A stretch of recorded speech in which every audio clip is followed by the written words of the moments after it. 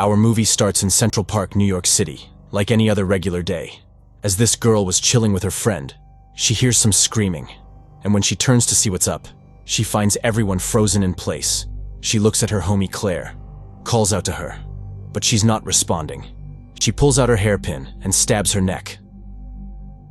About 20 feet from Central Park, a worker falls off the top of a building, but it doesn't end there. The workers start throwing themselves off the building one by one, like it's some kind of mass suicide. In the classroom, this teacher tells his students that honey mysteriously disappeared in America, which is like totally unheard of. But before the lesson finishes, the headmaster interrupts.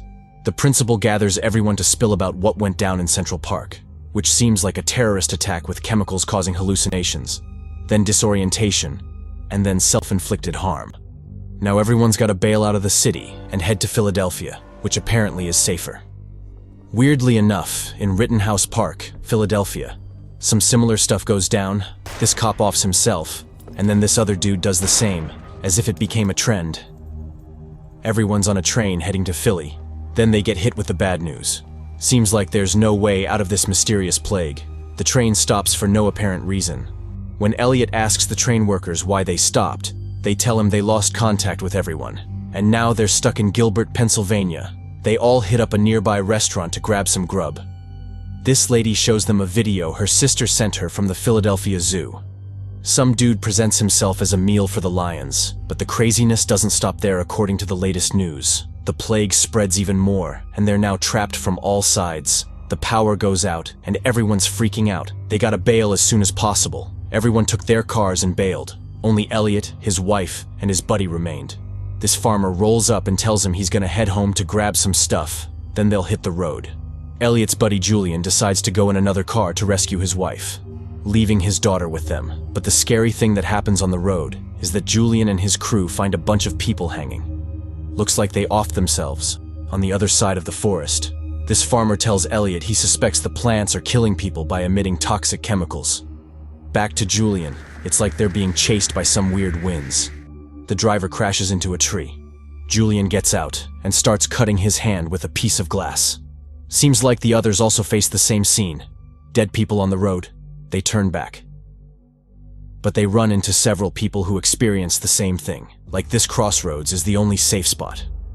Elliot thinks about what the farmer said and figures. Maybe the plants only kill them when they sense danger. When they're in big groups, those winds poison them. They split up. Same winds pass over them, and now nothing happens. They enter this house to chill, but they gotta dip before more people show up. It's safer for them to stay in a small group. When they leave the house and move away, a big group of people shows up, and immediately one of them kills himself with some farm tool. They keep walking and find another house with this old lady. They go in and have dinner with her, but she seems sketchy.